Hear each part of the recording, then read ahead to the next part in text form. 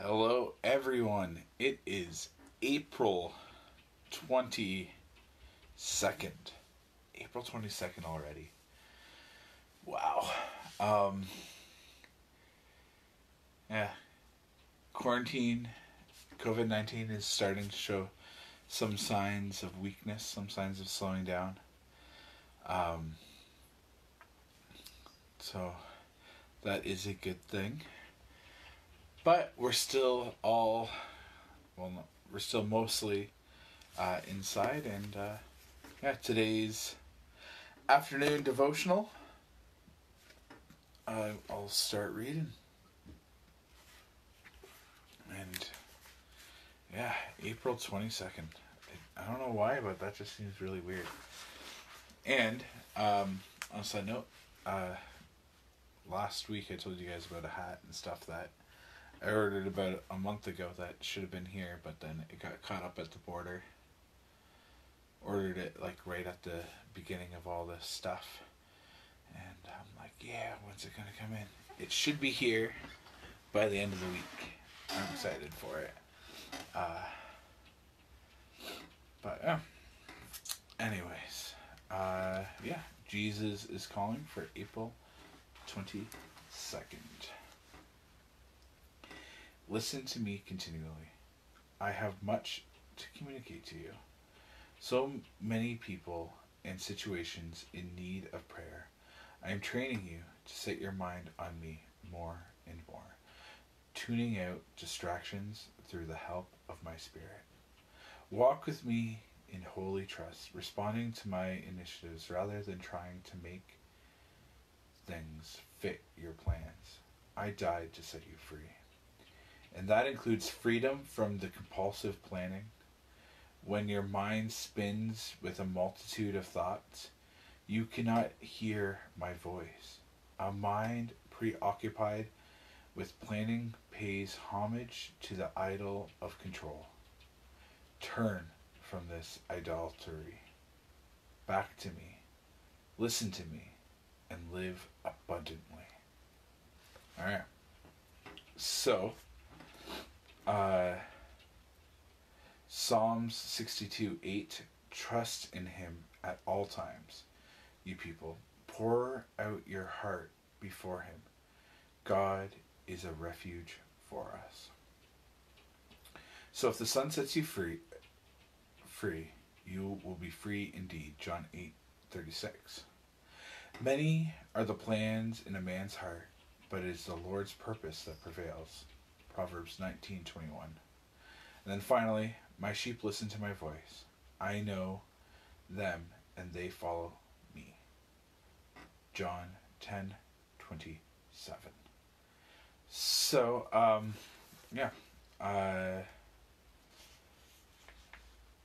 don't think this is saying don't plan, but don't be drown in your plans, if that makes sense. So, like,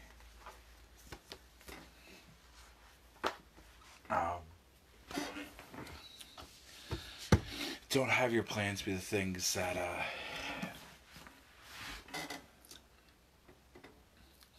if you're just worried about what you're doing, what you're supposed to do, and it stresses you out, that can be much.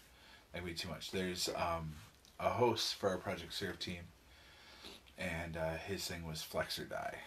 You have to be flexible or you're gonna drown. And it's not don't make plans. Like, we made plans to go to Puerto Rico and to fundraise and to do this, that, and the other. And the people in Puerto Rico, we still have a big heart for, and we're looking forward to going down and doing a lot of the things. But the plan for the Puerto Rico trip has changed a good, probably upwards of 10, if not 20 times. So it's a little bit like, what's going on? But at the same time, if we hit that first bump in the road, throw up our hands, we're like, all right. But it definitely feels like God wants us to go, and he wants us to go at a specific time. At one point in time, I think the trip was planned for actually before all of this stuff ended up happening. And then we're like, no, let's do it let's do it around Easter time, and then like that'll be good for school and so on and so forth. And then God was like, no, I'm gonna put a pandemic out. But like he stopped us from going before all this hit, so I'm sure he wants us to be there after. But it's one of those things where like, yeah, we had a ton of plans, but God had something different, and he has a bigger picture, and he knows us so much more. So trusting in him can be frustrating at times. It can be extremely frustrating because you're like, okay, God, you're like, yeah, I want you to do this, and then when I go to do it, it just falls flat, or something happens and it can't be done. You're like, what's going on? The first time that happened with me on a big thing like the mission trip is I had a big heart to go to Haiti, and I was gonna go, and then someone got hit. One of the missionaries got hit with a spear, like spear full out, hit them. They had to come back and get medical attention. So the people that were running the trip were like, yeah, no, we're not doing this anymore. And I was like, I just want to go. And then about a year and a half later, this opportunity opens up to go down with a different group in a different part of Haiti. And I got to bring a bunch of kids with me, and that started off the Project Serve trip, which has now gone to Haiti, Antigua, Costa Rica, going to be going to Puerto Rico, and made huge impacts in like all of those countries. I feel like there's a country that I'm missing. We got to go down like in the jungles of Costa Rica and help bring electricity, and played soccer with them. And then also in Costa Rica we like helped made a soup kitchen that the locals were going to do, and met like the grandfather I never had while down there, who doesn't speak a word of English. Got to go to like Antigua, and Antigua was so awesome. And like Bino and those guys, the heart for God and for his people, and like they made the building that we built down there, they called the Door, because of our work down there, right? So a lot of people got to go on these missions, got to go to a lot of different countries, because God was like, yeah, I want you to go to Haiti, just not right now. And he's moving a ton of different puzzles together, and he keeps it all in order and all in track. So my first setback, yeah, I kind of got discouraged, and I was like, I wanted to be stubborn and go anyway, and I was like, no, trust me, I got something better for you. And that started off Project Serve. So it's okay to make plans, but don't hold on to them so tightly that you're not willing to let go. And if you're just constantly worrying about tomorrow, you'll miss out on all the opportunities of today. And that's something else that the Bible talks a lot about. It's weird. You gotta kind of have an eye. You gotta kind of be farsighted, because the farsighted see better things, but then also be able to stay in the present and not just fixate on the past, especially the mistakes of the past, because God is willing to forgive and help you work through them. All right. Well, now that part is done, the Proverbs for today, Proverbs 22. Hopefully, whoever is watching has had a chance to open up their Bibles to that. Fred and Rachel, thank you for joining. Yeah. So Proverbs 22. Choose a good reputation over great riches. Being held in high esteem is better than silver or gold. The rich and the poor have this in common: the Lord made them both. A prudent person foresees danger and takes precautions. The simpleton goes blindly on and suffers the consequences. And yes, there are a lot of times in my life when I am a simpleton. Try not to be, but there's a lot of times that I am. True humility and fear of the Lord lead to riches, honor, and long life. Corrupt people walk a thorny, treacherous road. Whoever values life will avoid it. Direct your children into the right path, and when they are older, they will not leave it. Just as the rich ruler the poor, just as the rich rule the poor, not ruler, just as the rich rule the poor, so the borrower is a servant to the lender.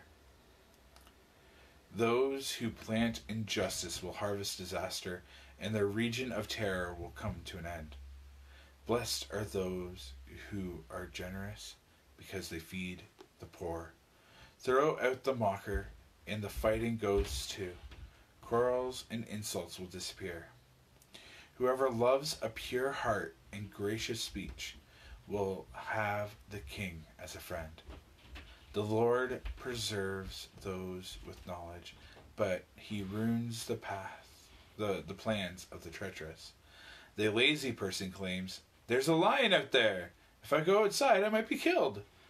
The mouth of an immoral woman is a dangerous trap. Those who make the Lord angry will fall into it. A youngster's heart is filled with foolishness, but physical discipline will drive it far away. A person who gets ahead by oppressing the poor or by showering gifts on the rich will end in poverty. Listen to the words of the wise. Apply your heart to my instruction, for it is good to keep these sayings in your heart and always ready on your lips. I am teaching you today, yes, you, so you will trust in the Lord. I've written 30 sayings for you, filled with advice and knowledge. In this way, you may know the truth and take the inaccurate report of those who sent you. Don't rob the poor because you can, or exploit the needy in court. For the Lord is their defendant. He will ruin anyone who ruins them. Don't befriend angry people or associate with hot-tempered people, or you will learn to be like them and endanger your soul. Don't agree to guarantee another person's debt or put up security for someone else's. If you can't pay it, even your bed will be snatched from under you. Don't cheat your neighbor by moving the ancient boundary markers set up by previous generations. Do you see any truly contempt workers? They will serve kings rather than working for ordinary people. May God add a blessing to the reading of his word. Hopefully you guys got something out of this. One of the things kind of stood out to you.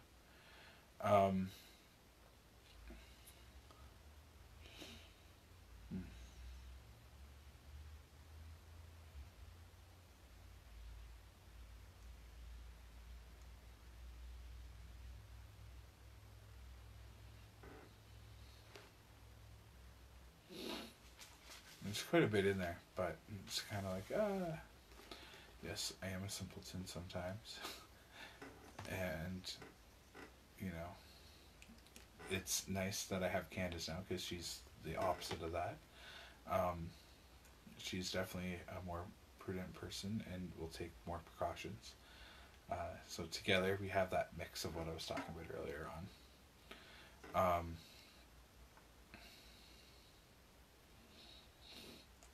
The number 5, corrupt people walk a thorny, treacherous road. Whoever values life will avoid it. And we have a tendency to lift up corrupt people because of their wealth or power, or they've marketed themselves really well, and we tend to lift them up, and then we flock to it, and we enable them to continue their path, and then sometimes we try to emulate it, and not it's not a great thing.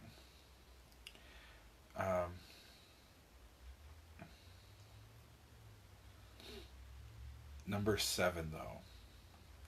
Just as the rich rule the poor, so the borrower is a servant to the lender.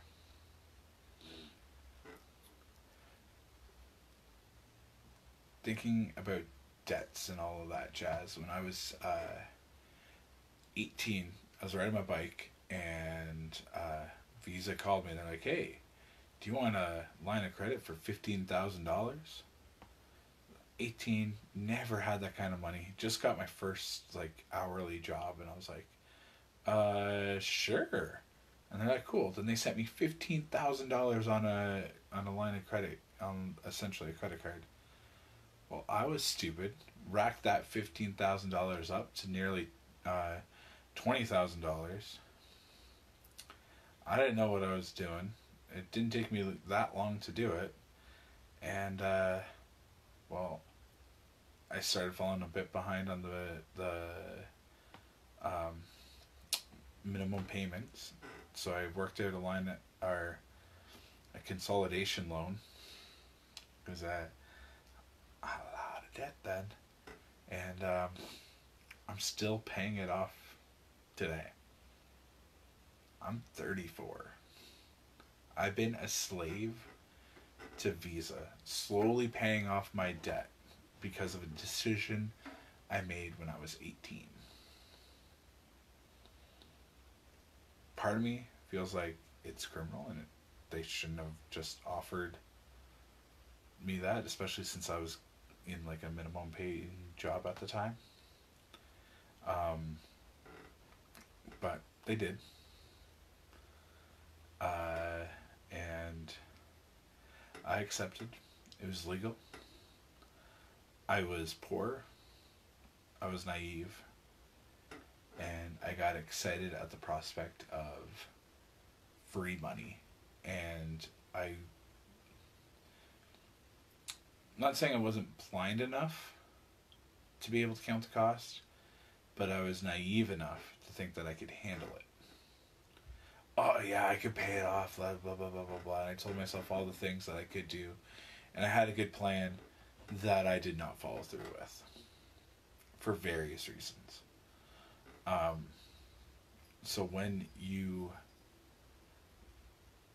I became a slave, and I am still a slave to Visa. Not for too much longer, but I'm 34 and I'm still a slave to Visa because I borrowed when I was 18.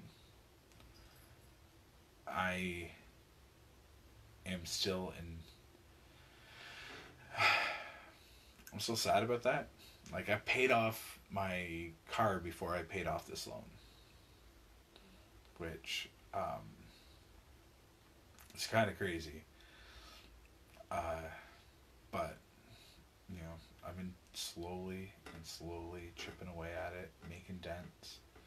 And you know, I remember the first time it got down to 10,000, I celebrated, and that was like years ago. And now I'm really looking forward to it reaching 0. But yeah, when you borrow from the rich, like your visas or whatever, the Bible is saying that you're essentially a slave to that person. You're not necessarily working for yourself, you're working for them.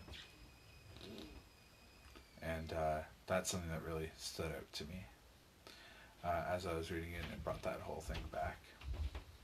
So hopefully you can steer clear of that. Canada is a country that runs on debt, and I'm not a big fan of it. So one of the things that I did to stop doing that, and there's a few other things in the Bible that talk about trying to act not living in debt. So one of the things that I did was I actually cut up all my credit cards. And I was like, I am not gonna buy more than what I have. But then that also got me into some trouble because one, uh, now it's easier, but if you didn't have a credit card, then you couldn't do a lot of things. And I still get in trouble when I go to hotels and stuff because it's either cash deposit that they don't really. It's a big rigmarole in order to get their security deposit back if you pay in cash, or I gotta borrow someone else's credit card. But for the most part, now it's pretty good. But at the time, I cut up my credit card and then I basically just spent everything I had from paycheck to paycheck. I would see the money come in and then I'd see the money leave. One of the things, like fast food, I got addicted to fast food. So that took a lot of my money, and I'm still kind of addicted to it. I have a bit better control and I can cook a bit better now. Honestly, my cooking is so much better now that since I've been with Candace. Holy cows, it's so much better. I never used to put meat in my pasta. Like, that's how bad I was at cooking. So, yeah, what's the... yeah, don't work yourself into debt. But there's a lot of other debts that you can get into as well, financially, especially. On Facebook, we're all connected, and there's a lot of people that we can connect with. And that whole deal of, don't be a servant to the rich. Like when you borrow money, don't be a servant to Visa in today's day and age. It's a reminder that God cares about our health and our wealth and all, like, he cares about us, right? And he wants us to serve him, because when we serve him, he has our best interest in mind. Visa doesn't care who I am. They just want what they want and what's entitled to them, and they want to take it as slowly and painfully as they can because it helps their bottom dollar. So let's target the people that can't pay us back. Let's target them, and then we get all that great interest money. So, are you getting targeted? They target almost everyone in the country now, but at the time, I was offered something way beyond what I could handle. And my credit just bottomed out. But now that I've kind of cut up my credit cards, I've been smarter with things, I actually have okay credit. But it took time. It took years. It's taken over a decade in order to work myself out of that. And I'm still there. So, yeah. Once again, not expecting to talk about that, to talk about finances.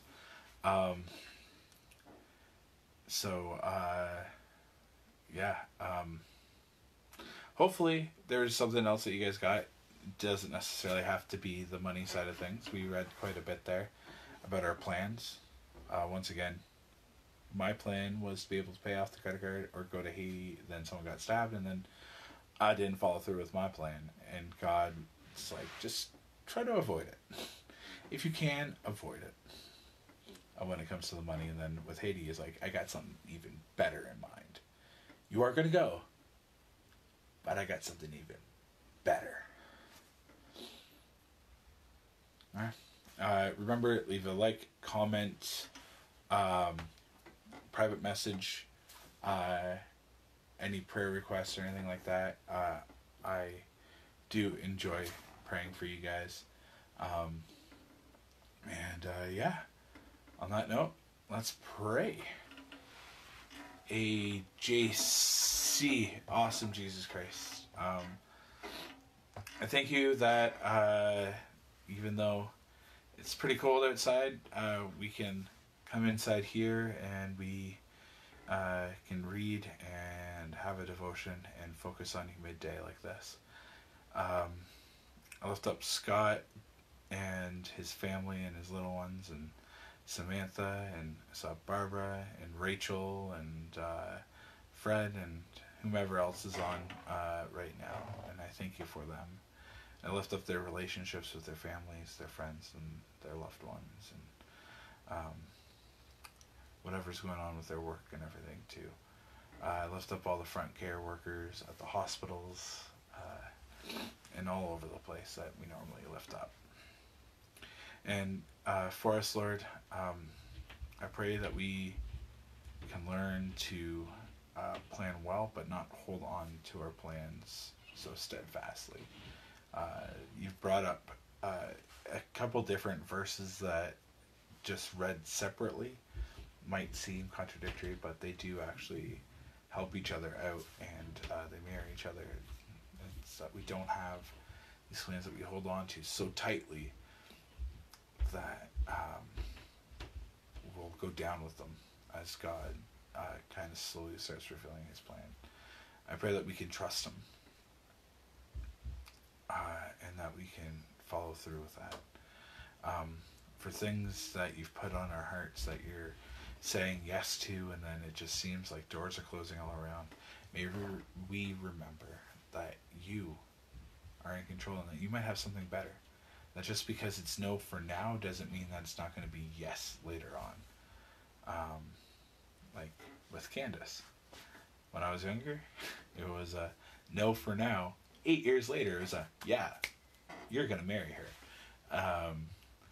With Haiti, with so many different things, Lord. It was a no for now, but a big yes for later.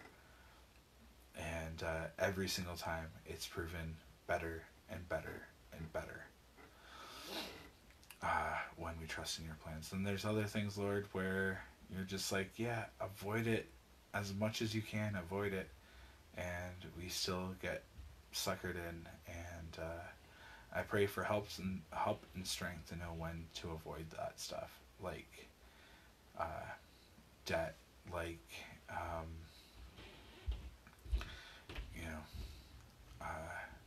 the seductive talk and allure of this, that, or the other.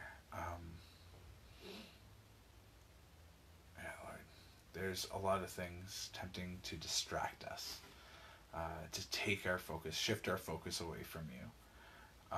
May we today walk in such a way, sit in such a way, stay inside or get some exercise in such a way that we know not only that you are God, not only that you died and raised from the dead for us, but that you, Lord, are with us.